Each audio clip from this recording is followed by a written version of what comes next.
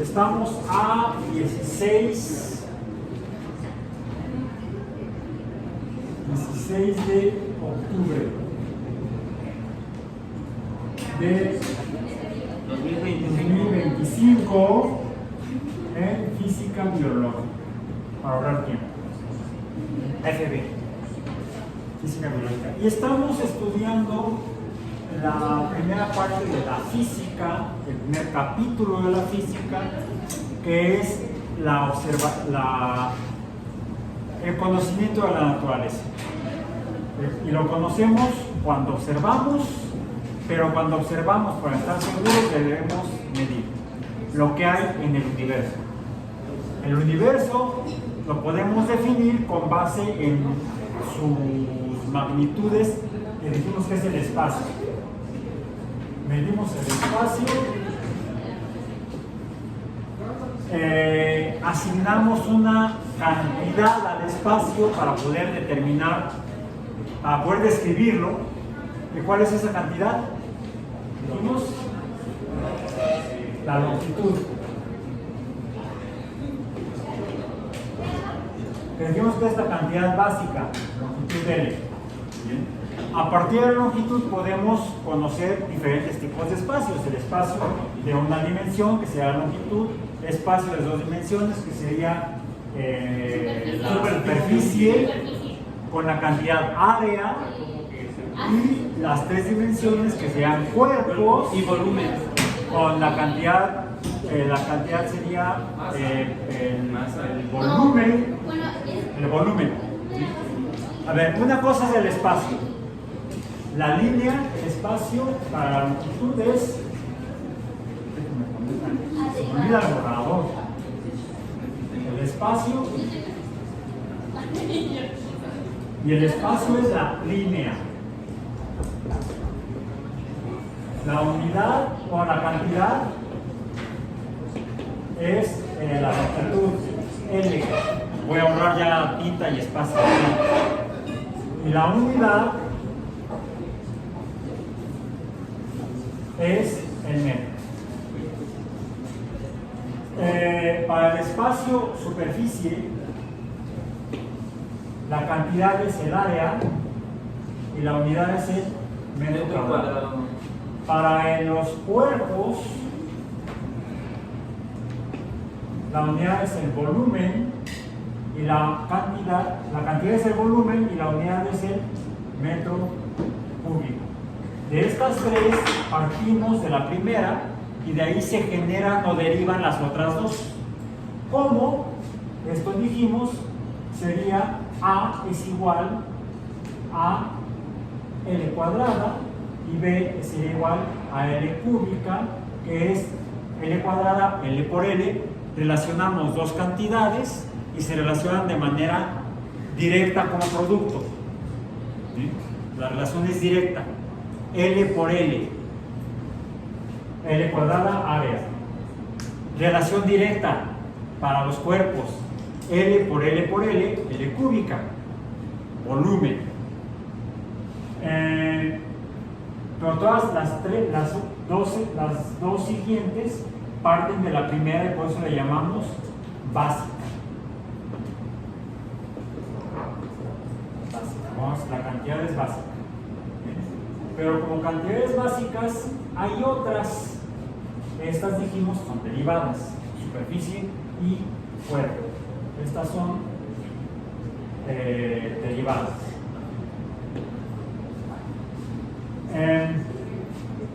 El área y el volumen, no son las, no los espacios, sino, a ver, se me olvida que por ahora está acá, no lo ubico. Las cantidades, pues las voy a poner por aquí. Cantidad derivada, cantidad básica, derivadas, estas dos. Cantidad básica es esta, pero cantidades básicas tenemos otras. El espacio entre eventos, el intervalo entre eventos. Intervalo entre eventos. Por ejemplo, el evento en el cual esta pelota que me prestaron está aquí y de repente está allá. ¡Ah! Ve por ella, por favor.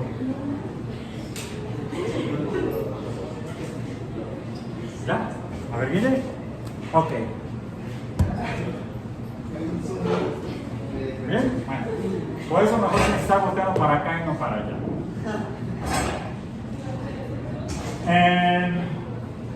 Lo bueno es que tu compañera prestó bolas de esponja y no de billar. Las de billar, como son también esféricas, pregunté cómo, de qué son, de qué están hechas. Tradicionalmente, y es muy malo, es antiecológico, es atentado contra la naturaleza. Las hacían con marfil, de colmillo de elefante. Actualmente no sé de qué las hagan, espero que no sigan haciendo igual. Entonces, cantidad básica, decíamos, intervalo entre eventos. ¿Cómo se llama la cantidad? Tiempo. Y la unidad. ¿Por qué segundo? ¿Por qué segundo? El concepto de tiempo o el fenómeno tiempo, los eventos, los observamos los humanos desde tiempos, dicen por ahí, inmemoriales. O sea, la memoria no da. No recordamos cuándo. Por primera ocasión, los humanos apelaron al tiempo. Llamaron tiempo ¿a qué? Por ejemplo, al evento en el cual veían que una luz brillante se veía allá, a lo lejos, arriba de una aparente línea horizontal, hasta donde alcanzaba la vista, en el este de África, en las llanuras del este de África. ¿Bien? Y entonces podían ver que salía una cosa brillante. Luego estaba acá arriba y luego estaba del otro lado. Y cuando no sabes esa cosa brillante, todo se ponía oscuro. Y volvían a ver la cosa brillante, arriba, otra vez oscuro. Y eso se repetía. Y como que sentían que la repetición era muy parecida, igual. A eso, ¿cómo le llamaron, o cómo le llamamos incluso hoy en día? Del día. Hoy en noche, no. A la fase en la cual estábamos iluminados, veíamos esa cosa brillante. Primero, no hay que verla a vista directa, porque te lastiman los ojos. Te puedes quedar ciego de eso. Pero sí ves el efecto, ¿no? Y cuando ya está en el otro horizonte y ya no la ves, ¿qué sucede? Se pone oscuro, ya no hay esa luz que le van a dar. Y de hecho, en esa creencia, en esos textos antiguos de más de 5.000 años que recogieron algunos pueblos del Medio Oriente, o sea, todo a medias, ¿sí? Que en realidad proviene de la tradición zoroástrica, sí, algo así, de Zoroastro, de la cual se derivan las religiones mesopotámicas. La de la ciudad de Babilonia, ciudad-estado, la de los babilonios, los acadios, los asirios, tenían más o menos la misma interpretación del mundo con base en las mismas figuras mágico-religiosas. Esa la toman un pueblo de pastores nómadas o nómades, no eran más de 600, 700. Supuestos descendientes de un tal Abraham.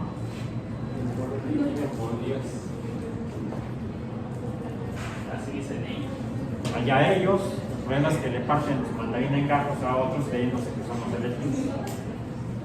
Bueno, en fin, recogen esa tradición, esas ideas y la pasan y la seguimos arrastrando desde hace más de 5.000 años. Cuando finalmente lo ponen por escrito, Dicen que en el principio, ¿cómo era? En el principio dijo Dios, hágase la luz, y la luz se hizo. Ahí se llamaba la perrita, la luz. Y la luz se hizo. Y dice, y a la luz le llamó día y a la oscuridad le llamó noche. Y así terminó el primer día. Y así empiezan a contar días. Empezaron a asignar cantidades a esos repeticiones a las que llamaban días. Supongamos que eso sí fue, o a lo mejor fue la versión modificada para esa historia. Pero lo que sí está ya más claramente escrito es que fue algunos años después, que se dieron cuenta que al mismo tiempo que observaban, así como observaban que salía la cosa brillante y luego se ocultaba, salía de un lado, se ocultaba del otro, veían que cuando se empezaba a ocultar a la vista esa cosa brillante, del lado donde había salido originalmente, se veían puntos, otros puntos parecidos, pero más chiquitos, pequeños puntos de luz. Esos puntos brillantes, que también se empezaban a mover y se ocultaban también del otro lado, cuando salía la otra cosa más brillante del otro lado. ¿Qué son esas cosas, esos puntos brillantes pegadas en esa cosa negra azul de allá arriba? Usted no vio la película, ¿verdad? No, ya no les conté. La del Rey León. Búsquenla, esa parte está muy buena, me encanta. Porque le pregunta a Timón, a Pumba y a Simba, ¿qué es esa cosa? ¿Qué son esos puntos de luz brillantes allá arriba? Y Simba le responde, ahí le digo que eran los espíritus de los reyes del pasado.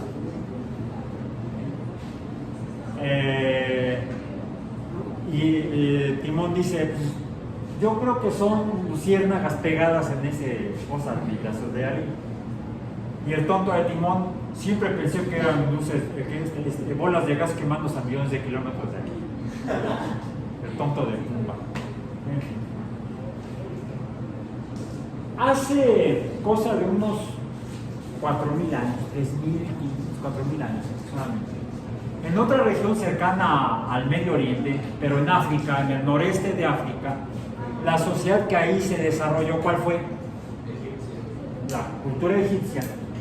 Los egipcios observaban lo mismo que los babilonios, los asirios y los acadios, que la cosa brillante salían los puntos brillantes, las luciérnagas,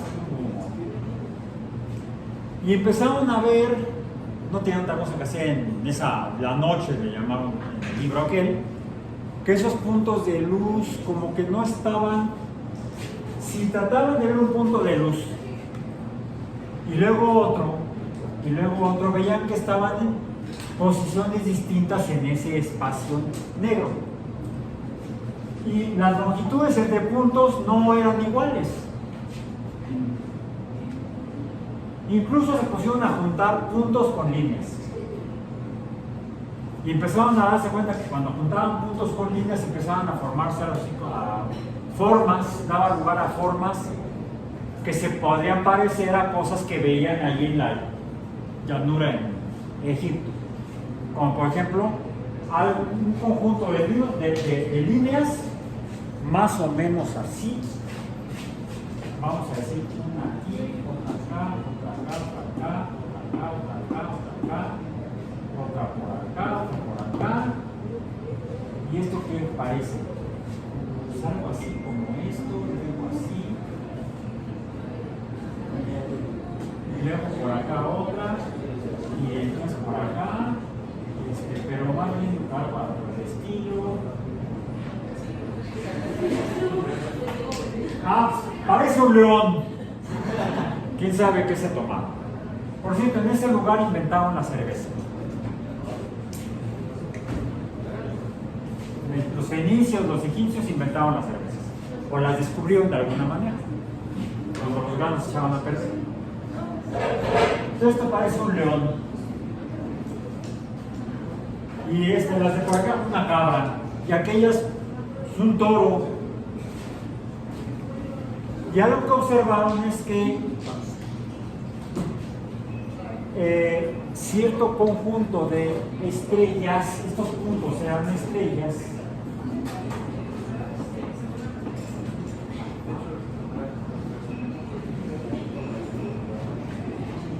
¿sí? Conjuntos de estrellas pues reciben el nombre derivado del griego, por los pueblos mediterráneos, constellare, constelaciones, conjuntos de estrellas. Y empezaron a organizar conjuntos de estrellas y se dieron cuenta que podían dividir el intervalo de eventos entre la aparición de la primera estrella que veían cuando se ocultaba la cosa brillante, a la que llamaban Ra, los egipcios, así le llamaban Ra.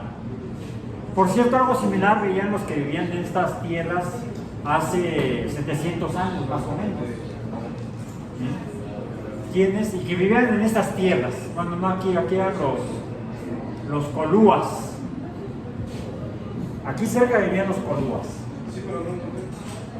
Más hacia el norte vivían los mexicas. Aquí, por eso aquí cerca se llama Culhuacán. Porque aquí tenían su casita con postes y con techo de palma. ¿Y dónde estás? Estoy en Iztapalapa. No sé, la verdad no sé. Soy biólogo, no arqueólogo, ni historiador. En Iztapalapa. Sí, Iztapalapa era un señorío en aquellos tiempos. Lo regía, lo gobernaba una máxima autoridad que era el señor de Iztapalapa, era un señorío. Culhuacán era otro señorío. Así diferentes poblaciones o poblados eran señoríos. Tenemos el de Azcapotzalco, el de Iztacalco, el lugar donde está la cal, Iztacalco. Tlatelolco, esa donde yo vivo, actualmente. Antes vivía en un lugar que no existía, porque vivía yo en el Pedregal. Bueno, no en el Pedregal, donde empieza, antes de Ceú. Luego me fui a Chetumal, año y medio, y luego regresé a Tlatelolco. Y desde entonces, hace 30 años que no Tlatelolco. Bueno, pues el hecho es que también en estas tierras veían lo mismo. La cosa brillante que sale y se oculta. Los puntos brillantes que suben y se bajan. Le llamaban Citlalis a las estrellas. Citlalis. ¿Sí? Por ejemplo, la montaña más grande de México, más alta de México, ¿cómo se llama? ¿Cuál es la montaña más alta de México? El Pico de Orizaba. ¿Cuál es el nombre original? En náhuatl. Citlaltépetl.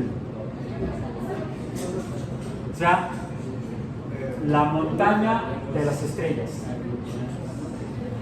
Citlali, Tepetl. Tepetl es tanto montaña como piedra. Tampoco soy lingüista en náhuatl, pero algo he aprendido. Son observaciones que hicieron diferentes pueblos en todo el mundo. Le llamaban a esa cosa brillante como los mexicas. Tiene que darse una vuelta al Museo de Antropología, hablando de estos libros de historia. Tonatiuh. Pues sí, Tonatiuh. Ra para los egipcios, Helios para los griegos. Entonces, con cada salida de Ra sería un día. Cada salida de Tonatiuh sería un día. Los egipcios, usando las constelaciones, los conjuntos de estrellas, pudieron dividir un periodo de salida y ocultación de estrellas mediante un conjunto de 6 estrellas. De 6 constelaciones. Y otro conjunto de constelaciones que podían ver, curiosamente, tiempo después.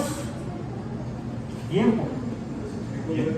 Entonces empezaron a establecer diferentes eventos para medir diferentes magnitudes de eventos o tiempos.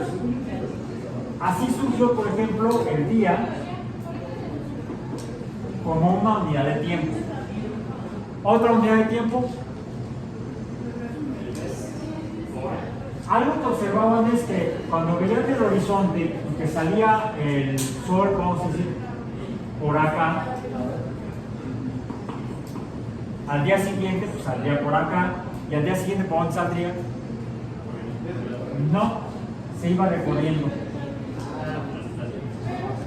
hasta que finalmente llegaba aquí, aproximadamente como 170 días después, más o menos, poco menos, entre 160 y 170 días después, estaba acá. Y 160 o 170 días después, pues, regresaba acá. Llegaba aquí y luego se regresaba. El conteo total de días, y esto es importante para que entendamos qué caramba es la unidad de tiempo, y podamos usarla racionalmente, debemos entender estas magnitudes de tiempo, estos eventos. El día es la salida del sol de un horizonte al otro, ¿sí? Al regreso del mismo. Pero el horizonte se desplazaba, ¿sí?, respecto a una posición de una estrellita por aquí. Acá no estaba, y luego regresaba a esta estrellita de por acá. Y de ahí podía empezar a medir un año completo. Y entonces esto era, la vuelta completa eran 365 y un cuarto de días después. ¿Y esto cómo se llama? Un año. Es más, lo voy a poner al revés. Primero, el tiempo más grande, ¿cuál es? El año.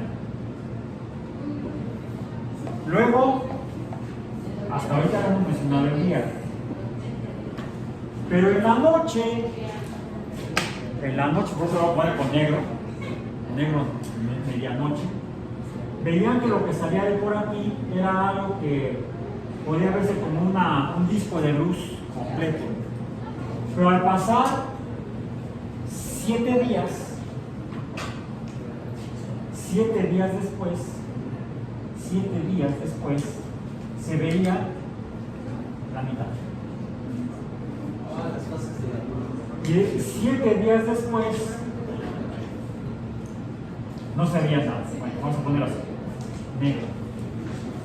7 días después se veía la otra mitad. ¿Y cuánto es 7 más 7? Más 7, más otros 7, 28.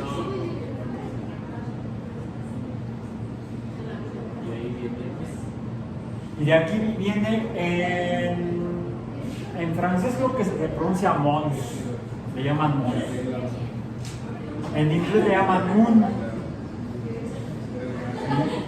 En inglés hay un día dedicado a esto. Monday. Bueno, se deformó a Monday. De hecho en español también le llamamos la luna. Lunes. Bueno, había otras, dentro del montón de estrellas que se ven en el cielo nocturno, y esto es importante para que entiendan por qué carambas organizamos el tiempo en diferentes unidades ¿Y de dónde diablos sale el segundo? Tenemos que entender esto, tenemos que revisar esto. Y luego andan preguntando ¿por qué? ¿Sí? Bueno, ¿por qué? El mes se llama así por la luna porque tarda 28 días en verse completamente otra vez. De ahí el mes lunar. Pero si dividimos 365 entre 28, el total sería, la suma de esto sería igual a 28 días. ¿Cuánto da 365 entre 28? ¿Cuánto da? Rápido, saquen sus calculadoras y conviértalas en calculadora. Bueno, saquen sus celulares y conviértalos en calculadora. Porque si sacan las calculadoras no las pueden convertir en celular. O si tienen calculadora, saquen. Y hagan el cálculo. ¿Cuánto es 365 entre 28? 13.06. 3. Podrían dividir los 365 días en 13 meses. En 13 meses. ¿Y por qué hoy en día tenemos 12? A ver, no, este tiempo es todo esto. Es el intervalo entre eventos. Un día es el intervalo entre la salida del sol y una nueva salida del sol. Un mes, otra unidad de tiempo, es entre la formación de una luna nueva, le llaman, no, luna llena, perdón. Luna nueva es cuando salen los vampiros. Qué pésima novela. No me gusta. ¿A ustedes puede gustar? En gustos somos libres. Lo que a uno le gusta, a otro no le gusta. En ciencia no somos libres. La ciencia es muy tirana. Porque la ciencia debe interpretar la realidad lo más cercano a ella. ¿Bien? No son luciérnagas, no son los espíritus de los reyes del pasado, sino como dijo el tonto de Pumba, se parecen a bolas de gas quemándose a millones de kilómetros de aquí. ¿Bien? En aquel libro, por cierto, ¿cómo le llamaban al sol? En el Génesis, el lucero del día. Ahora te cuenta un foco. Y a la luna, el lucero de la noche. Así dice en la Torá judía y en la Biblia cristiana. La luna es un lucero, un foco.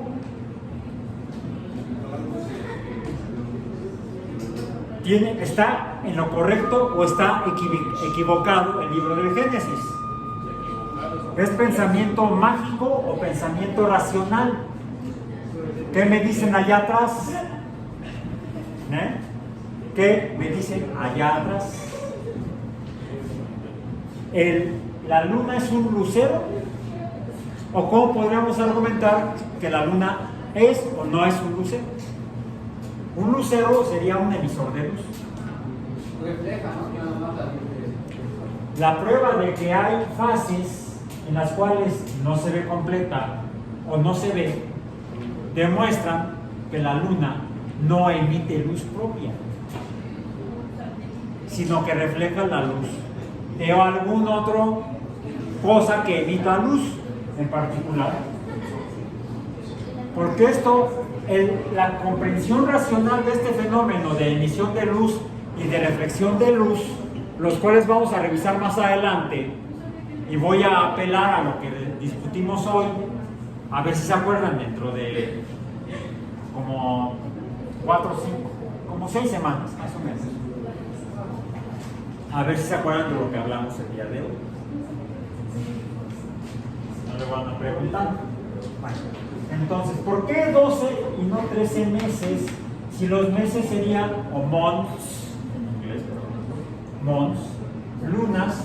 Es más, dicen por ahí que los pueblos nativos de estas tierras más al norte de lo que ahora es Norteamérica medían el tiempo en lunas precisamente. Hasta hay por ahí canciones tradicionales. Ah, bueno. ¿Hay algún mes que tenga 28 días? Febrero y no siempre.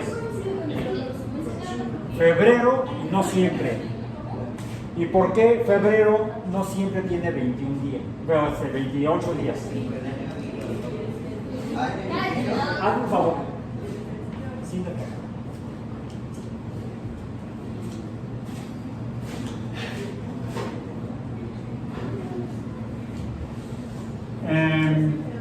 ¿Por qué febrero tiene 28 días? Y hay un año en el cual tiene 29 días. ¿Y qué con eso? ¿Que hay que dormir 2 siestas ese año? ¿Hay que dormir 2 veces al día en el día? Porque es bisiesto. A ver, dije que la suma de días el sol sale por aquí y regresa acá, cercano a una posición de una estrellita que forma parte de la constelación. Eso fue en los pueblos nativos de Norteamérica, los que vieron algo así como una especie de mamífero grandote de Norteamérica, los osos, que estaba junto a un oso más chiquito. Entonces, si es chiquito y grande, debe ser la mamá y el cachorro. La osa mayor y la osa menor. La estrella de la punta de la osa menor, esa estrella, a lo largo de todos estos 365 noches, vamos a decir, no cambia de posición. Y todas las demás.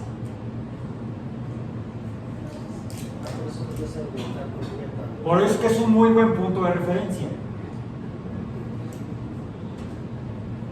En cambio nosotros no, porque se andan moviendo, las andan siguiendo por ahí. Como la estrella polar. Como la estrella polar. Es para que no te nortees. No, es para que sepas así dónde está, para que estés bien norteado, dónde está el norte. Luego hablaremos de eso. Porque el observar el movimiento de estas estrellas hizo que la gente en el pasado pensaba que vivimos en un lugar que está fijo, inmóvil, no se mueve, y en cambio todo lo demás gira alrededor nuestro. Es lo que vemos todos los días. El sol sale, sube, se mete y vuelve a salir, como si estuviera un movimiento circular alrededor de donde vivimos sobre la Tierra.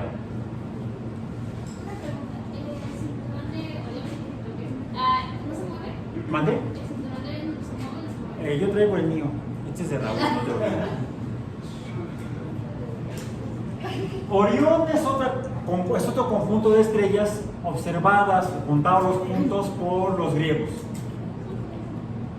que lo veían cerca del toro, la constelación de Tauro. Incluso decían que ese era un cazador que estaba así. Y acá tenía un garrote, algo así, y acá tenía el arco con el que cazaba el toro. Y por acá tenía en su cinturón colgado, su espada. La espada de Orión, el cinturón de Orión, los brazos de Orión, el arco de Orión. Y así lo pueden encontrar ustedes en diferentes diagramas de constelación. Pero esta constelación de Orión no se mueve por donde se mueven algunos conjuntos de estrellas que se mueven aparentemente en el cielo nocturno, siguiéndose unas a otras, 5 estrellas que, mientras que todas las estrellas de las constelaciones salen por el este, se meten por el oeste y también se recorren de esta manera del norte a sur. No solamente eso, un día vemos que sale un conjunto de estrellas que tiene forma de león. Es más, que sea el carnero. Sale el carnero. Le llamaban Aries. Y aproximadamente una luna después, un mes después, pues ya no, se oscurece, se mete el sol y ya Aries está acá arriba. No está en el horizonte. Lo que veo ahora es la constelación del Toro. Tauro. Tauro. Y aproximadamente otra luna después, pero es más que una luna, más que 28 días. Por eso es que no se ajusta el número 28 para los meses que usamos hoy en día, porque vienen estas observaciones de estrellas o astronómicas. Ya no, el estudio de las estrellas. Estamos nosotros estudiando física biológica, biología. ¿Qué es la biología? Viene del griego, bios, vida, logos, estudio. ¿Sí? Si lo que estudiamos son estrellas, astares, en griego, logos, estudio, entonces sería el estudio de las estrellas sería la astrología, como el estudio de la vida es la biología. El estudio de la tierra era Gea, la diosa de la tierra, para los griegos. El estudio de la tierra sería la geología. Entonces, la biología es el estudio de los seres vivos, la geología es el estudio de la tierra, la astrología era el estudio de los astros, del movimiento de los astros en el horizonte, a lo largo del día y de la noche, en la agrupación de estrellas en constelaciones y el movimiento de las constelaciones tanto a lo largo de la noche como a lo largo de los días, a lo largo del año. Y cada más que 28 días veían en el mundo mediterráneo, en el norte de África, en Egipto, en el suroeste de Europa, en Elas, Grecia, veían que en particular de los conjuntos de estrellas que habían organizado, había 12 que recurrentemente salían por la misma posición y aunque se iban moviendo a lo largo de los meses, cada 28, 29, 30 días cambiaba cada conjunto de estrellas. Dio primero el carnero, luego el toro, que más o menos coincidía con los cambios en la luna, en la apariencia de la luna, pero era más rápido los cambios más rápido. Estamos hablando de tiempo, rapidez. Tiempo y ¿qué? Longitud en el cielo. Estamos hablando entonces de otras cantidades. L entre T, longitud, líneas imaginarias en el cielo, tiempo, días o meses. Esto es rapidez. Bien. Hay una rapidez en el cambio de la apariencia de la luna en función de los días, pero estamos hablando de apariencia, vamos a decir, apariencia entre tiempo. ¿Esto qué es?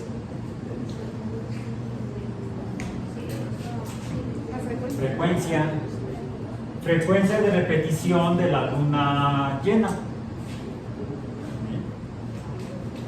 El mismo día viene siendo frecuencia de repetición de la luz del sol, pero aquí necesitamos una unidad de tiempo. Necesitamos una unidad de tiempo menor al día mismo.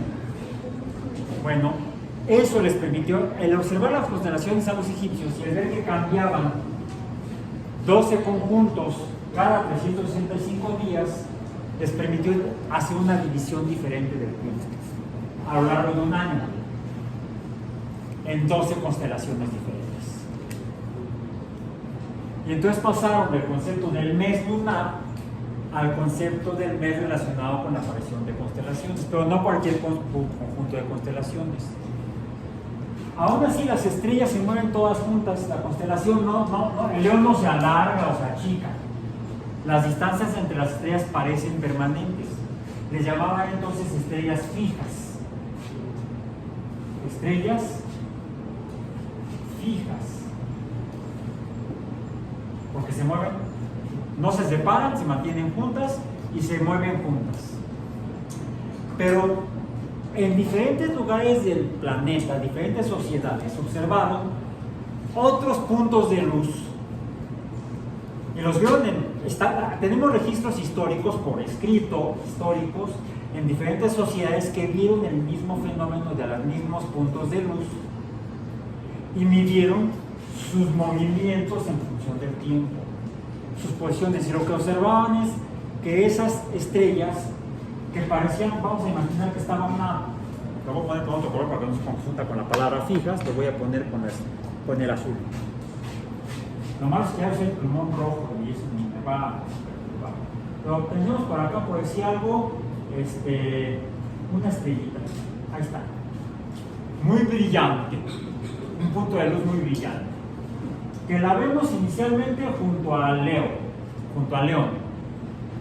Pasan los días y vemos que se mueven juntas. Pero cierto número de días después, ¿qué creen? Ya está por acá. Diríamos que va más rápido que el resto del león. Y luego iba más lejos y de repente se empieza a regresar. Y luego otra vez para adelante. Pero después de varios meses. Ah, caray. Yo veo que está el carnero, al carnero lo sigue el toro, al toro lo siguen una pareja de hermanos iguales. ¿Cuáles? Los gemelos o Géminis. Primero es Aries, luego es Tauro, luego es Géminis, luego es Leo, luego es Libra, creo. Revisen, no me las sé todas de memoria.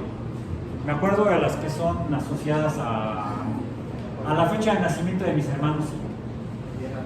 Cuando yo nací a finales de abril, entonces corresponde a cuando aparece el toro. Ahí está. Naciste bajo Tauro. No, yo no nací bajo de ningún toro, ni ninguna vaca. Yo nací en una sala de expulsión de maternidad y hospital. ¿Sí? No sé si el médico era medio güey, pero bueno. Nació bajo las manos del toro. Mi hermano mayor que yo, él nació en junio, a principios de junio, Géminis. Y mi hermano mayor nació a finales de julio, es Leo. Ah, mi madre era Libra, ella era de agosto, no, de octubre, de los primeros días de octubre. Entonces, esto lo definieron, el estudio de las estrellas lo realizaban los astrólogos y la ciencia se llamaba astrología, que era el estudio de la medición y el movimiento de los astros mediante herramientas matemáticas. Y de esa manera establecieron las escalas de tiempo. Desde el año, los meses, los días, había algún intervalo de tiempo entre el año y puse aquí el mes. Año, mes. ¿Cómo definimos el año? Este se relaciona con el Sol, pero el Sol horizontal, en la H, en el horizonte. El mes, inicialmente con la Luna. El día con el Sol, pero en el ciclo, vamos a llamar el ciclo corto. Ese sería el ciclo largo, que es el desplazamiento horizontal. Este sería el desplazamiento en la bóveda. Los egipcios, gracias a las constelaciones y a la organización en 12 constelaciones, pudieron ver que no solamente se repetían cada año, finalmente salía Aries otra vez y ya no Tauro, pudieron dividir el año en 12 meses. Entonces, el mes que usamos actualmente se deriva de las constelaciones.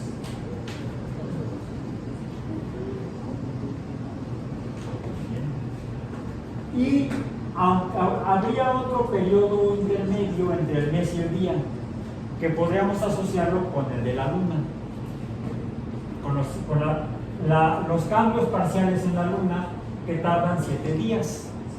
Le podríamos llamar a esa semana. Ok, ¿qué es una semana? el intervalo entre fases lunares de la luna completa, la mitad, no la veo, la otra mitad y luego la vuelvo a ver completa. Eso sería inicialmente una semana. Pero, ¿cómo nombramos a los días de la semana? Por los, a ver, teníamos estrellas que se mueven raro. Les llamaban movimientos erráticos. Planetes, astares, planetes o estrellas errantes. Las estrellas errantes eran estrellas que se movían raro. Y observaron que de todo el montón de estrellas que se podían ver en la noche a lo largo del año, todas las constelaciones de animales, de seres humanos, de otras cosas, ¿sí?, se movían igual todas juntas, aunque iban cambiando dependiendo del mes. Aries, Tauro, Leo, Libra, Piscis, etcétera, las que sean, ¿sí? Cáncer, no sé, el cangrejo, ¿sí? Piscis, los peces. 5 y solo 5 estrellas se movían raro. Había 5. Le voy a poner un poco de la azul, ya lo puse ahí.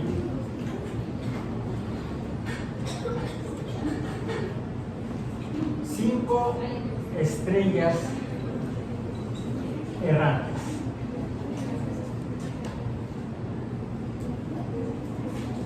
Pero no solo eso, de todos los astros, el montón astros, esos puntos de luz, Citlal dicen, náhuatl, que se ven en la bóveda que nos cubre, la bóveda celeste, no importa si es la grandota y le llamamos día y la noche, a veces se ve la luna, a veces no. Y hay otra observación que permite desmontar lo que afirma la Torá y la Biblia en el Génesis.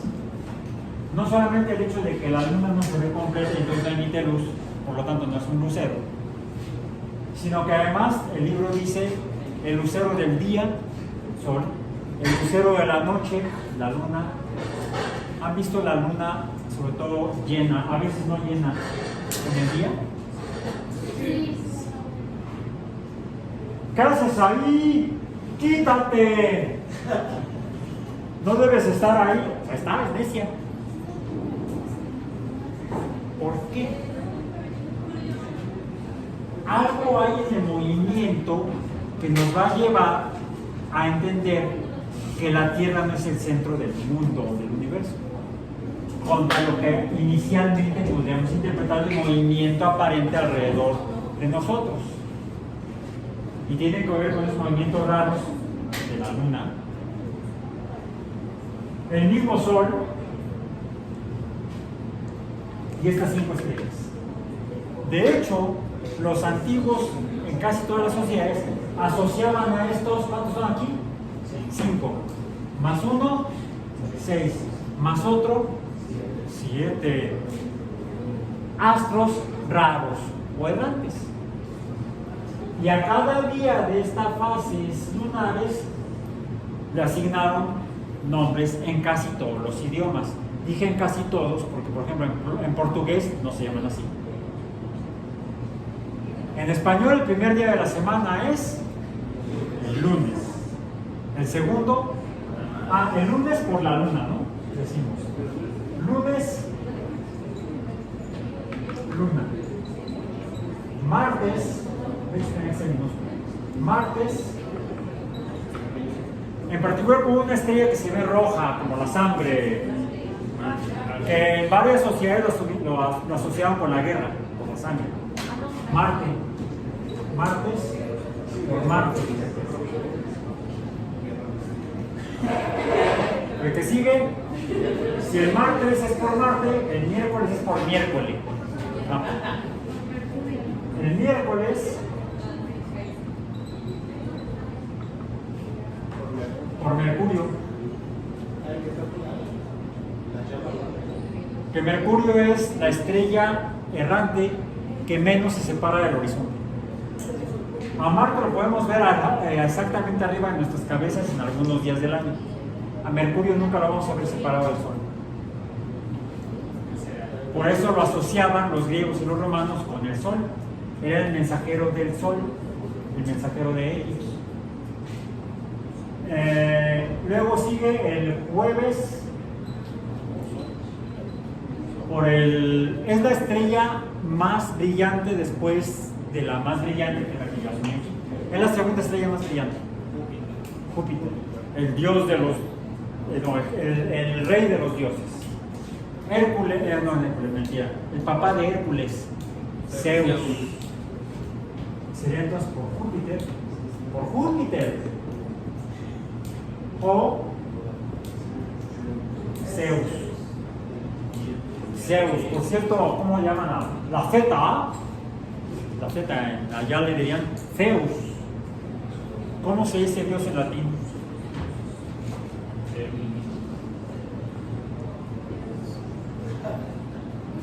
Zeus. Le rezan al mismo, al de los truenos. Jueves, luego sigue viernes, por la más brillante, Venus.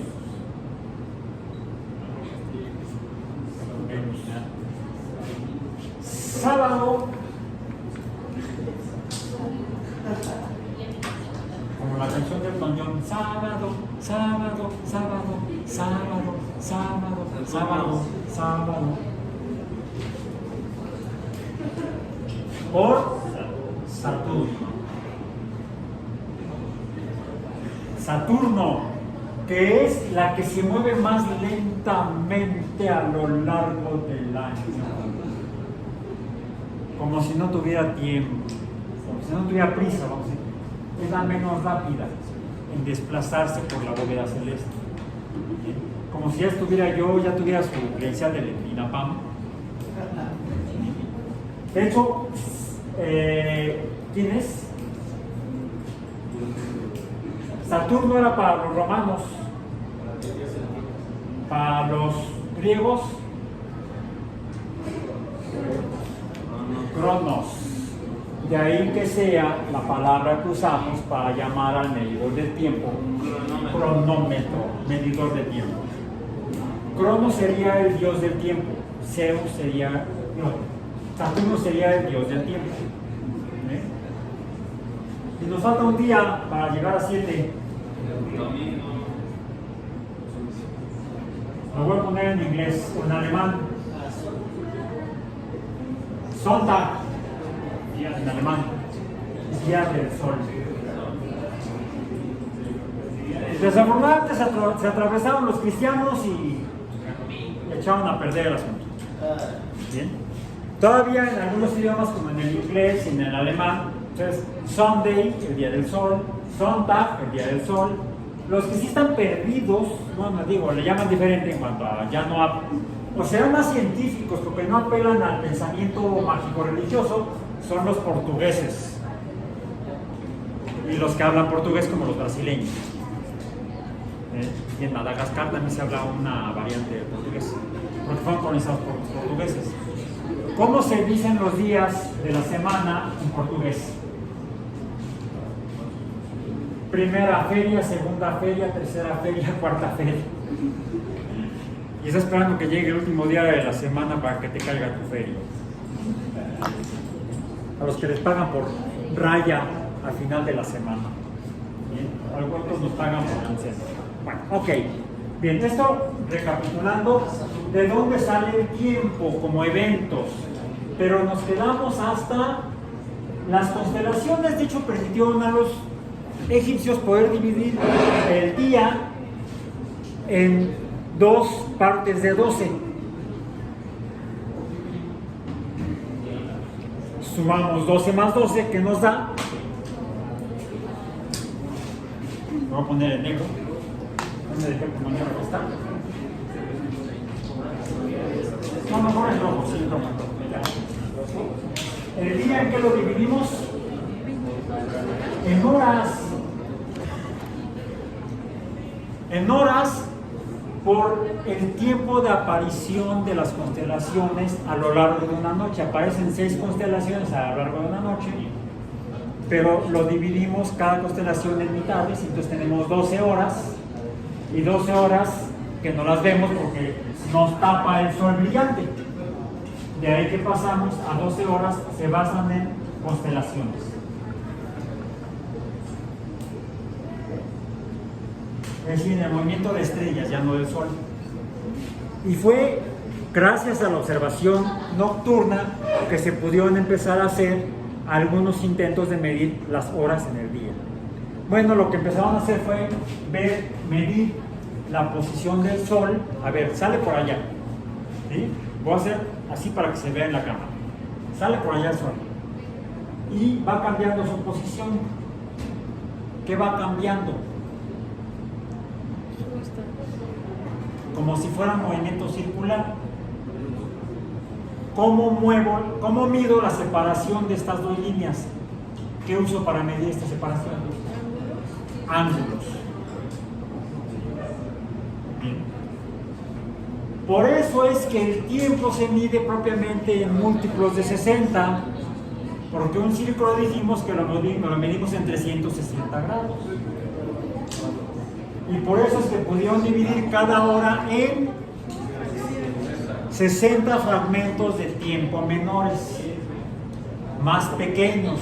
Ya pasamos de los egipcios, los asirios, los egipcios, a los romanos. Los romanos hablan latín, y de latín se derivan lenguas como el español, el portugués, pero la más antigua de todas es el italiano. La más ligada al latín que se hablaba en Roma, la capital de la actual Italia, en Roma. ¿Cómo se dice pequeño en italiano? ¿Cómo? ¿No lo pueden googlear? ¿Sí? Pequeño en italiano. Es más, en español, ¿cómo se dice pequeño? Pequeño. Sinónimo de pequeño. Chico, otro sinónimo de pequeño.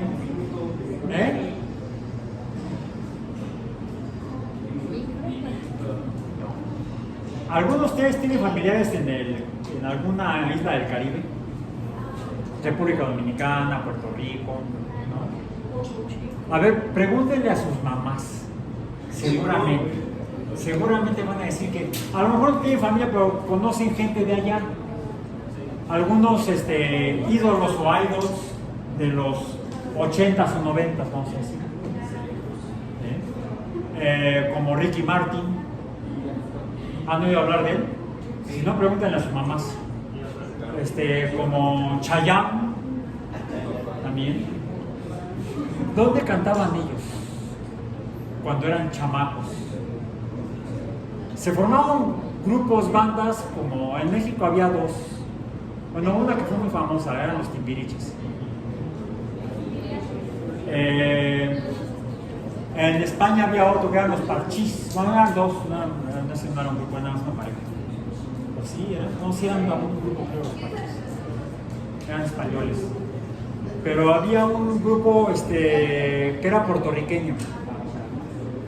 Porque eran adolescentes jóvenes, casi niños. Y en lengua española muy tradicional que se habla todavía en esa región del Caribe, a los niños les dicen, a los pequeños les dicen menudos. Aquí no, aquí se lo pides en el mercado, en el restaurante del mercado, para comer un buen plato de menudo, que son vísceras de vacas. ¿O no? En el Caribe, menudo es niño. En italiano es minuto. Entonces, si dividimos la hora, que es la unidad de tiempo más pequeña que se tenía entonces, comparado con el año, ¿cuál sería la siguiente unidad pequeña en tiempo? Minuto. Pues el minuto de tiempo, un pedazo pequeño de tiempo. Y así pudieron empezar a dividir las horas en 60 partes pequeñas de tiempo, en 60 minutos. minuto.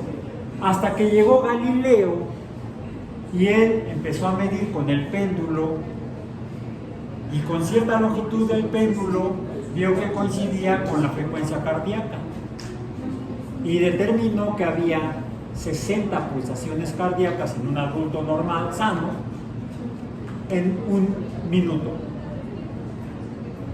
Y fue de ahí que entonces él dijo, bueno, ya dividimos las horas en minutos.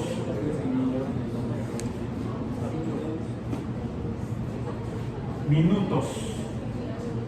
Y fue Galileo el que pasó a dividir el intervalo de tiempo del minuto en 60 partes más pequeñas, cada una correspondiente a una pulsación cardíaca.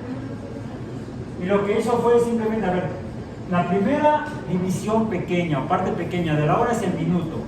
¿Qué sería lo que seguiría? Pues la segunda parte pequeña del tiempo. El segundo fragmento pequeño del tiempo. El segundo. Se quemó el coco, Galileo, ¿verdad? Antes, cada día de la semana, un día una estaría errada. Entonces, de aquí un poco de la historia de las unidades físicas.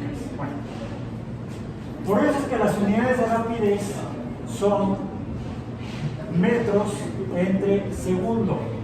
Las unidades de frecuencia son número de veces que se repite entre segundos.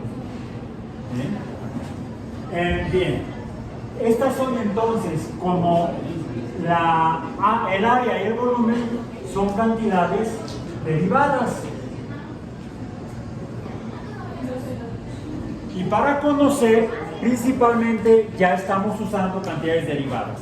Vamos a esta parte que es muy importante porque vamos a pasar.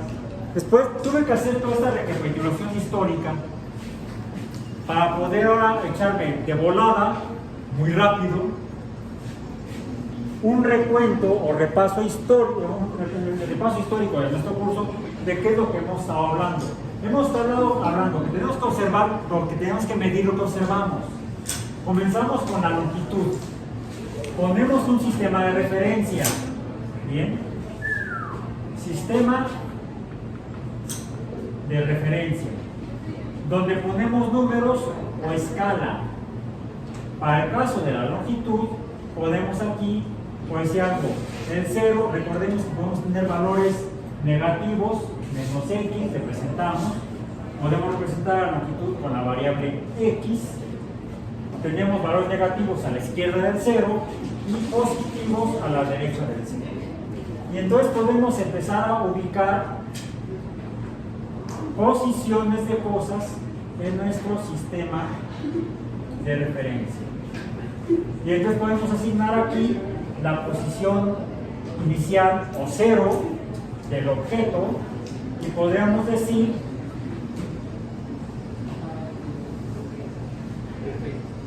así más o menos x1, x2, x3 y definimos entonces aquí qué cosa, delta x. Y delta x le dimos un nombre. ¿Cuál es? Distancia.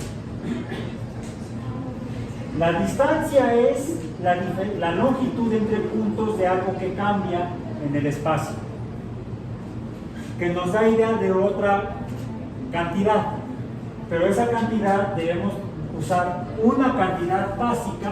La distancia no es básica, la longitud sí. Bien, ahora no es lo mismo que yo diga que cambia de posición x0 verde a x1 verde a que cambie a x1 azul, x2 azul. Entonces ahora lo estoy poniendo en medio de las rayas. Aquí yo tendría entonces necesariamente otra delta x, pero hay diferencia entre esta y esta. ¿Se distinguen? ¿Son iguales o son distintas? son distintas porque mientras que esta en el sistema de referencia me dice que delta X verde es mayor que 0, delta X azul como es menor que 0. Entonces, aunque inicialmente las magnitudes de longitud o distancia son iguales a la derecha y a la izquierda de lo azul y de lo verde, bien, las distancias no son iguales. ¿Por qué? Porque en un caso son positivas y en otro caso son negativas. Por eso es que tengo que indicar a la distancia como una cantidad que se define con un número o magnitud y con un signo que es la dirección. Y entonces esto es una cantidad vectorial. La distancia es vectorial, la longitud no. Porque la longitud solamente se define con un número en metros o múltiplos o fracciones, mientras que la distancia se define mediante un número, magnitud y un signo o dirección. Ahora, pero para describir el fenómeno completo, no solamente el cambio de posición, que sea la distancia, sino delta X entre delta T, esto me define este cociente donde delta X es vectorial, me define una nueva cantidad, ¿cómo le llamamos? Dijimos velocidad, que al venir una cantidad vectorial es una cantidad vectorial. Cuando la velocidad entre x0 y x1, x1, x2, x2 y x3 se mantienen en intervalos de longitud igual en tiempos iguales, le llamamos esto, si lo dividimos entre el tiempo aquí, delta x entre delta t, ¿cómo es? A lo largo de todo el movimiento, de todo el cambio de posición. No, el valor numérico. Vean, por eso lo dibujé en la misma entre las rayas, que significaría que la longitud aquí es igual a esta, que es igual a esta, que es igual a esta, no cambia. Es constante y le llamamos uniforme, movimiento uniforme, MU, movimiento uniforme. La velocidad, cuando es movimiento uniforme, me está describiendo lo que es movimiento. Movimiento uniforme. El movimiento que es dirección entre tiempo, delta X entre delta T. Eso es movimiento. Si no tiene la delta T, no es movimiento, es cambio de posición nada más. Dices, oye, ¿qué pasó? Cambió de posición. Ah, ¿se movió? No. No, porque no medí el tiempo. Solo sé que cambió de posición. No puedo describir el movimiento. Para describir el movimiento debo medir delta X y delta T. Ahora, bien.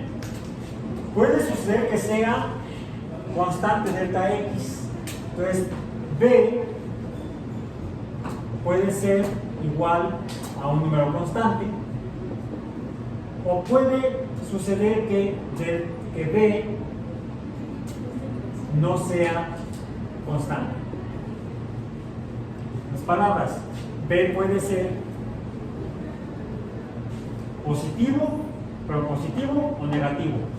Porque sería delta X, si es positivo entre delta T me da positivo, o si delta X es negativo, entre delta T me va a dar negativo. La velocidad puede ser mayor que 0, o puede ser menor que 0, o puede ser igual a 0. Vamos a ponerlo así. Ahí otra vez. Si el número constante es igual a 0, entonces este es reposo.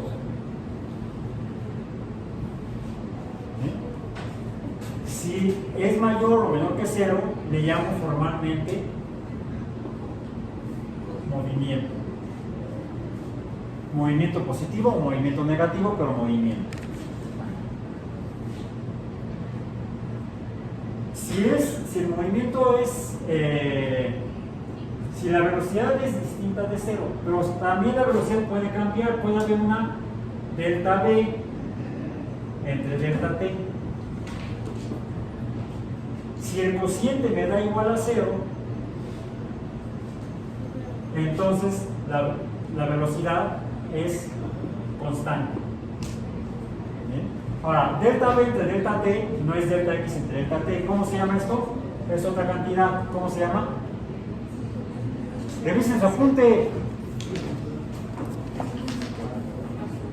La distancia, ¿no? No, la distancia es delta X, o delta Y, o delta Z. Aceleración. A ver, si velocidad es movimiento, la aceleración ¿qué es? Si la velocidad es movimiento, la aceleración es cambio en el movimiento. Esto es cambio en el movimiento. Cambio en el movimiento. ¿Bien? Y por lo tanto puede ser, lo voy a poner así, puede ser igual a cero, sería movimiento uniforme, pero acá está, si es constante. Si A es mayor que cero, es aceleración. Si es menor que cero, es, dijimos ¿cómo? Desaceleración. Ahora, ayer mencioné yo otra cantidad, que es el producto de la velocidad, el movimiento, pero que depende del objeto que se esté moviendo. Yo aquí así a mano de buen cubero, a ver, pon las manos. ¿No? Tiene mayor cantidad de materia la pelota azul que la pelota negra. La cantidad de materia es otra cantidad básica y se llama masa. La masa, como aquí abajo, la masa es la cantidad de materia. Materia es masa. El símbolo es M minúscula cursiva. Bien. Si yo relaciono la masa con la velocidad, por cierto, la masa tiene dirección. Para allá, para acá, para. No tiene dirección. No tiene dirección. Pero lo que sí puede pasar es que aquí tengo una pelota de azul de esponja con otra pelota que es igual, y primero, si no le pasa nada a esta pelota, ahí se queda. ¿Está en movimiento? No, está en reposo, su velocidad es cero. Pero si cambio de posición, ya no está en reposo, está en movimiento. Es lo mismo que se mueva para allá que para acá, no si pongo un sistema de referencia. Hacia un lado sería positivo, hacia el otro lado sería negativo. Velocidad positiva, velocidad negativa. Ahora, ¿cuál es su velocidad inicial? Cero. Cuando se empieza a mover, es distinta de cero. Tengo una delta X, una posición final y una posición inicial, una posición 0 y una posición 1. Si yo determino estos valores, puedo entonces ver si la velocidad es positiva en un sentido y negativa. Puedo medirla, ¿sí? Delta de posición. Ahora, ¿cuál es la velocidad inicial? 0. Y luego cambia a una velocidad mayor que 0. ¿Qué le pasó? Hubo una aceleración. Ahora, fíjense.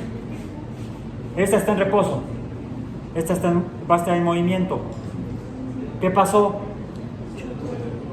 Se detuvo. Quedó en reposo.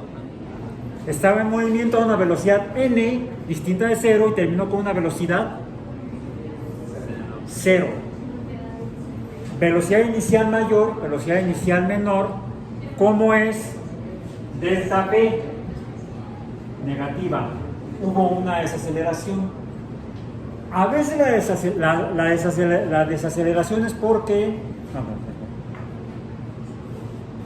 Ay, no me salió, a ver.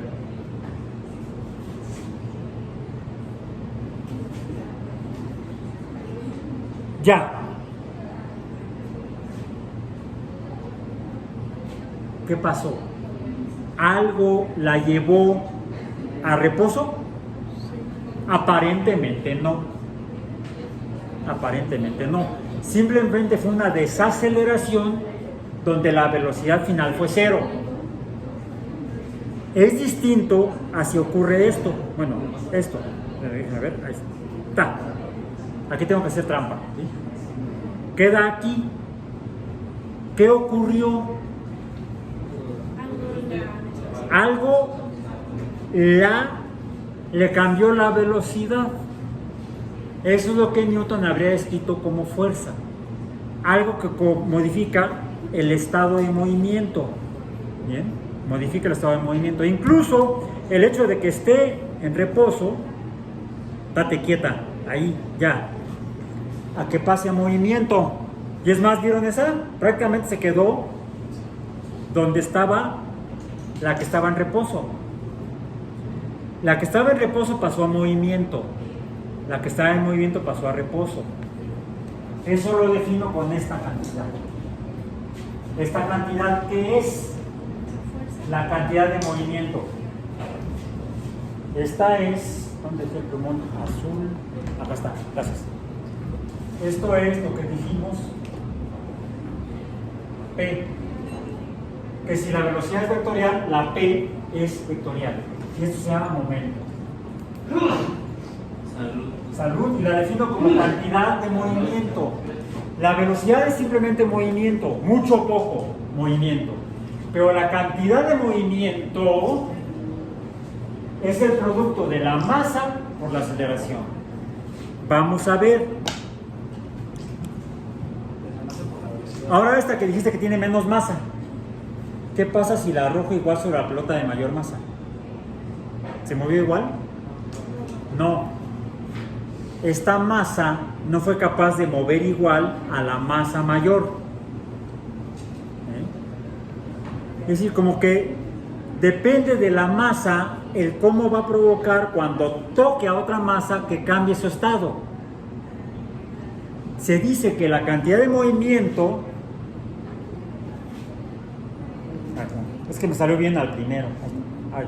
Bueno, cuando llegó pegó y se quedó aquí.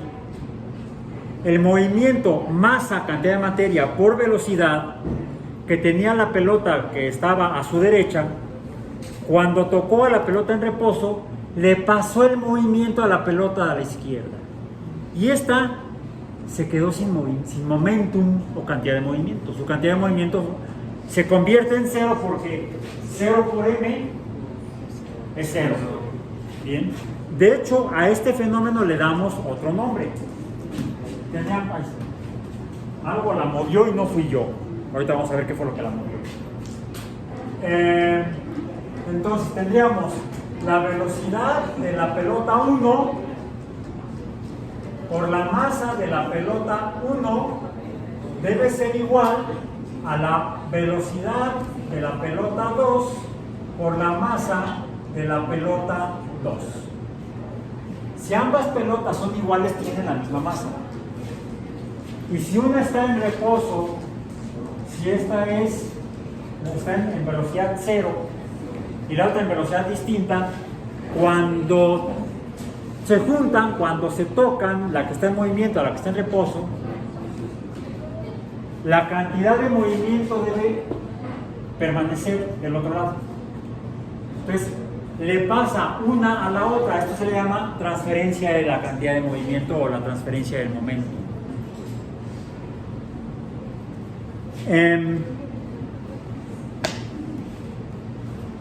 ¿Cuáles son las unidades del momento? Déjenme cambiarle de posición. Momento, le voy a poner acá.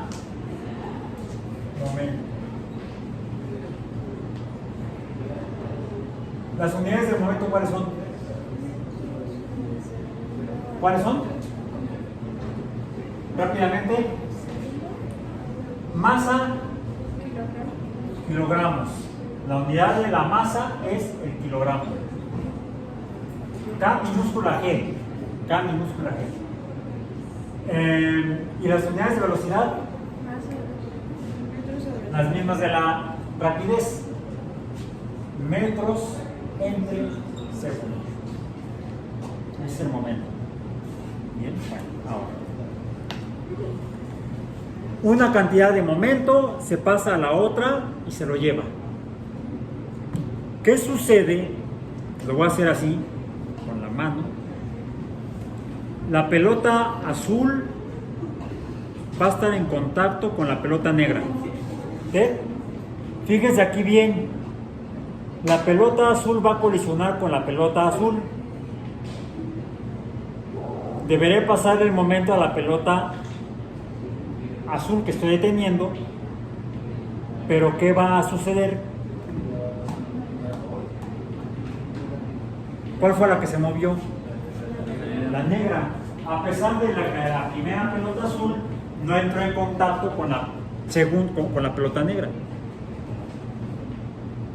Finalmente esta tiene una cantidad de movimiento B por M. Aquí, ¿cuál es el valor del momento? 0. Tiene que pasarse de alguna manera a la siguiente. Y esto fue, dicen que este experimento lo hizo Newton, pero lo hizo con unas esferas todas iguales, las colgó de hilos y las empezó a dejar correr. Las venden como adornos para oficina. Cuando no tienes nada que hacer en la oficina te pones a jugar ahí. Se llaman cunas de Newton, que es la demostración de la validez del principio de momento. Alguien mencionó la palabra fuerza, la cual la revisamos el día de ayer. Bien, ya estamos usando, fíjense, aquí una relación directa, no como cociente, como es en el caso de la rapidez y la velocidad. La velocidad, la frecuencia, con la rapidez, la frecuencia y la velocidad son cocientes, relaciones proporcionales entre cantidades. El momento que es una relación directa de cantidades.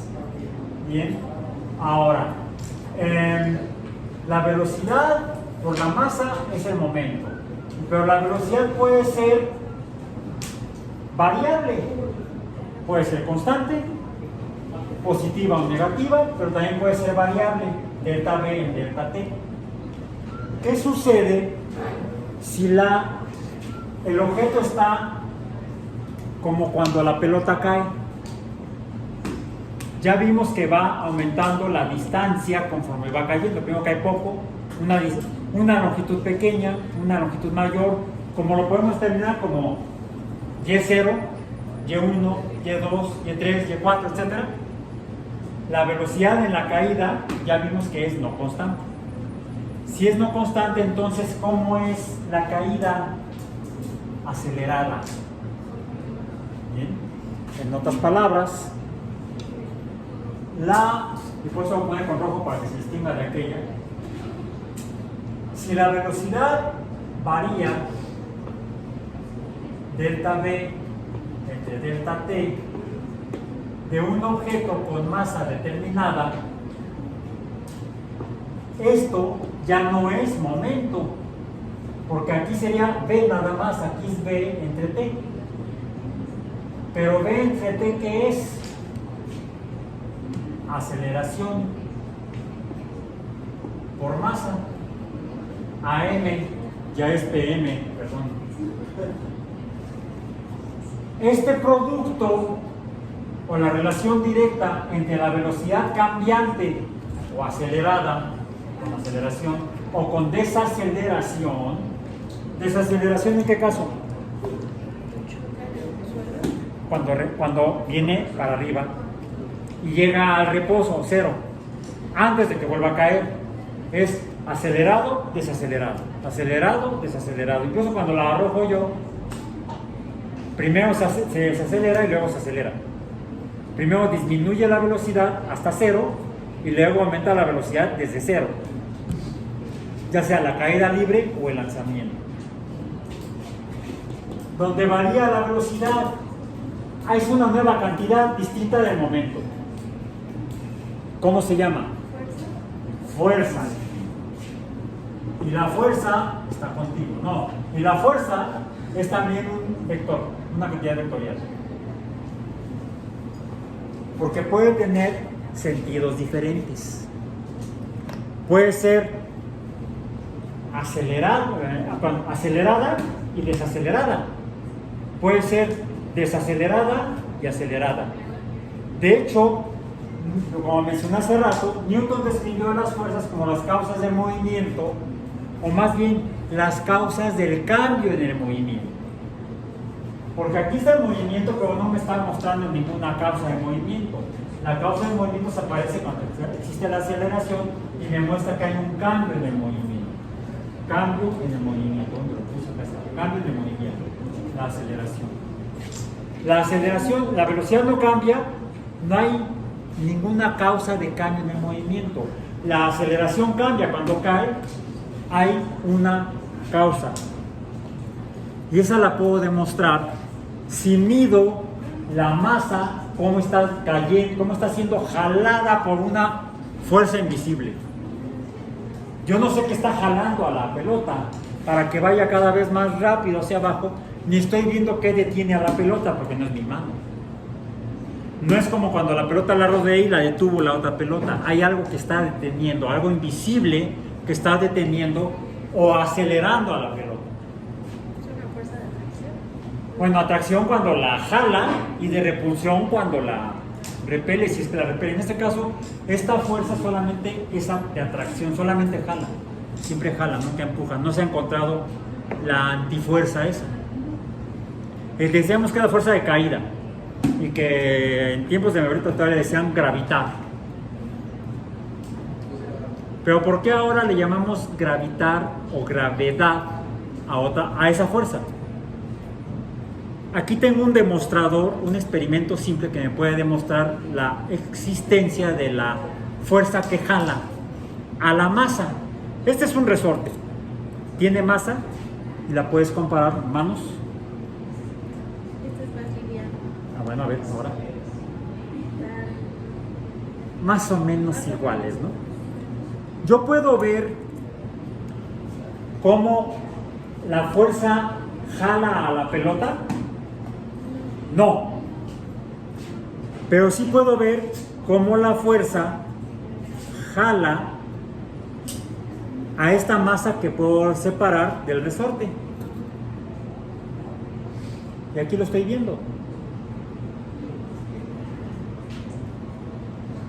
Conforme va cayendo la masa del resorte, aumenta la distancia al revés. ¿Sí? ¿Por qué al revés? Porque es lo que me dice la ecuación. Si yo despejo la fuerza, si yo despejo la masa será igual a ¿qué? A la fuerza entre la aceleración, la causa del movimiento, pues la fuerza, y esto sería, aquí implica la distancia, la aceleración, la defino como cambio de velocidad en el tiempo, cambio de velocidad en el tiempo, aquí está, pero la velocidad la defino como cambio de posición en el tiempo. El cambio de posición de la masa lo estoy viendo aquí. Y es más, vean, está el resorte completo, la masa junta. Lo dejo caer, cae toda junta. Bien, ¿qué pasa si dejo caer un poco de masa? Un poco de masa sea el último giro del resorte. Ahí está. Como la masa del último vuelta o anillo del resorte es muy pequeña. La fuerza será pequeña, la distancia es pequeña. En cambio, de acá arriba cuelga todo el resorte. ¿Cómo es la distancia aquí? Es la mayor. Vemos cómo la distancia se va acortando, haciendo más pequeña, conforme disminuye la masa que está siendo jalada por la fuerza. Aquí estoy viendo la fuerza de gravedad. la estoy visualizando. ¿Cuál es si yo mido la masa del resorte, lo puedo poner en una balanza, medir la masa, dividirla, esa masa entre el número de anillos que forman las espirales, y son 37 anillos. Alguien vaya, pídale permiso al laboratorista que le dé permiso de medir la masa del resorte, no sé cuánto mide. Por favor, dile que vas a infarto y si te puede prestar una balanza para que midas, ahorita nos dice cuánto mide. ¿Sí? Ok, eso es la fuerza. Ahora, es lo mismo que caiga así, a que caiga así. De entrada el tiempo fue diferente. Pasar por aquí. Esto como punto de referencia. Y no sé cuál sea la medida de longitud de arriba para abajo, pero incluso el tiempo que tarda en tocar el piso. El tiempo que tarda en tocar el piso es menor. ¿Cuál fue la diferencia? El tiempo. ¿Sí? Entonces, a veces, lo que vemos es que como actúan las fuerzas puede variar otras cantidades. De hecho, por ejemplo, yo aquí estoy viendo cuando en el plano inclinado o en la caída vertical, puedo determinar cómo esta fuerza provoca, decíamos, la aceleración, la fuerza se relaciona con la aceleración con la velocidad con la distancia. La velocidad se relaciona con delta X. Por ejemplo, vamos a ver, tengo aquí la pelota de menor masa, ¿sí? Vamos a ver si le lanzo, o mejor sí lo voy a hacer ese cacho. Me dicen qué tanto se aleja la pelota. Sí. Conéctala por acá. Y ahorita se la regresamos, se lo regresó. No también se puede ser. Voy a tratar de golpear la pelota negra con la pelota azul. Lo voy a hacer primero.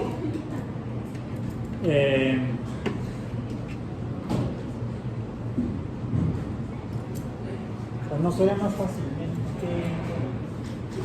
A ver, dice que la fuerza es proporcional a la masa. ¿Bien? La fuerza es proporcional a la masa. ¿Qué pasa si despejo aquí la aceleración? La aceleración otra vez sería igual a ¿qué? A la fuerza entre la masa. ¿Bien? ¿Qué dijimos que aceleración? Cambio en el movimiento. ¿Correcto? Vamos a ver. Cambio en el movimiento. Vamos a ver, la pelota de azul, de esponja, la golpeo con la pelota de esponja. Cambió así. Voy a tratar de mover igual la pelota de negra, que tiene menor masa. Provocó un menor cambio en el movimiento. ¿Sí? Entonces, se movió con menor rapidez o con menor velocidad cuando la masa fue menor. Pensemos en la pelota movida. ¿Sí? E incluso la delta X que se desplazó aumentó, fue mayor cuando la masa de la pelota azul golpeó a la pelota azul que cuando la masa de la pelota negra golpeó a la pelota azul. ¿Sí? Fue mayor el movimiento, el delta X. ¿Ya lo tienes el dato? No, ahorita me lo das. Mientras regresa la balanza. Bien, bueno, entonces, la distancia que recorre F por delta X, ¿cómo fue con la pelota negra? Vamos a llamarla a esta W. Ahorita les digo por qué W. Bueno, tiene que ser negra. W negra. W negra. W negra. Y la otra sería W azul. No. todavía no. Esta W es el producto de la distancia que con la pelota negra fue menor que con la pelota azul, ¿sí? Entonces, esta W, la azul, es mayor que la W negra. La distancia que recorrió la pelota golpeada cuando le pegó la pelota negra fue más pequeña que la que causó la pelota azul. Bien. Eso implica que las fuerzas son distintas porque la pelota movida era igual. Bien. Pero las distancias son diferentes. Esto es otra cantidad, se llama trabajo. Y el trabajo es la causa, más bien es la medida de qué tanto se desplaza o qué tanto es el cambio en la distancia cuando una fuerza actúa sobre una masa. Bien. Mientras mayor sea la distancia que provoca el cambio de posición, mayor será el trabajo de esa misma fuerza. Incluso podríamos hacerlo con la pelota al revés, la pelota negra le causaría un gran cambio de movimiento a la pelota negra, la azul a la negra, y sería mayor del trabajo. Pero no es lo mismo que se mueva a una distancia, vamos a decir, en 1, 2, 3 segundos. ¿Dónde estaba yo aquí? ¿Y dónde empecé acá? Más o menos. 1, 2, 3 segundos. A que cambie de posición en 1 segundo. La distancia es la misma. El trabajo es el mismo, lo que varía es el tiempo. Trabajo entre tiempo, y el trabajo es vectorial, es la P mayúscula, potencia. Esto es trabajo, esto es potencia. Y vamos a hacer un ejercicio ya para terminar, lo vamos a hacer afuera. Bien. Bien. En el que vamos a hacer lo siguiente. Vamos a comparar lo que es el trabajo, que depende de la fuerza y la distancia, con la potencia. Bien. Bueno. Lo vamos a hacer en la escalera de allá afuera. Tenemos una escalera que sube 3 pisos. Podemos medir la distancia del suelo hasta el último escalón de la escalera. Bien. Y vamos a ver qué es la potencia, que es el trabajo dividido en el tiempo. Es decir, tenemos una fuerza que siempre está actuando sobre nosotros, que es la fuerza de gravedad. De hecho, hagan un ejercicio de tarea, ¿sí?, para la próxima semana. Lo pueden hacer en su casa. Van a usar su cinta métrica y usen un par de escuadras. ¿Para qué un par de escuadras? Bueno, inicialmente sería una sola escuadra, o tal vez necesiten hasta 2. Midan su talla o estatura. Están de pie, ponen el piso y usan una escuadra como la regla que usa el médico en el consultorio para medir la estatura. Lo que necesitamos es que sea perpendicular a la pared. Por eso es más fácil con una escuadra que con una regla o con la mano, porque la mano puede inclinarse, la regla puede inclinarse. En cambio, la escuadra, si pongo la escuadra aquí, siempre va a haber entre la pared y mi cabeza, la coronilla de mi cabeza va a haber 90 grados. Por eso es que el médico lo mide con eso y no nada más. Creo que mide 1,80. Tiene que ser exacto y preciso. Midan su longitud vertical cuando están de pie. Y luego miden su longitud vertical, pero cuando están horizontales. Por eso es que es recomendable poner una escuadra en los pies y otras con la cabeza. Pídanle a alguien que les ayude o hagan en parejas. Donde tienen que ser en tercias, para que alguien ponga la regla de los pies, otro la regla de la cabeza, y ponen las marcas, y luego miden su longitud horizontal de su estatura o de su talla, y díganme cuál es el resultado. Y vamos a verificar que siempre estamos teniendo sobre nosotros la invisible fuerza de gravedad. Bueno, y siempre luchamos contra ella. Ya ven que hacían el experimento cuando sacamos el parar, antes de que se pare y antes de esa reunión. Vamos también, como estás todo el día de pie, se modifica la talla. ¿Bien? Eso es la hipótesis. Vamos, ¿por qué? Bien, bueno. ¿Qué es lo que vamos a hacer? Vamos a ir a la escalera que está afuera del edificio de laboratorios y van a medir los escalones. Con que midan uno, se procura en ingeniería y en arquitectura que los escalones de la escalera siempre tengan la misma altura.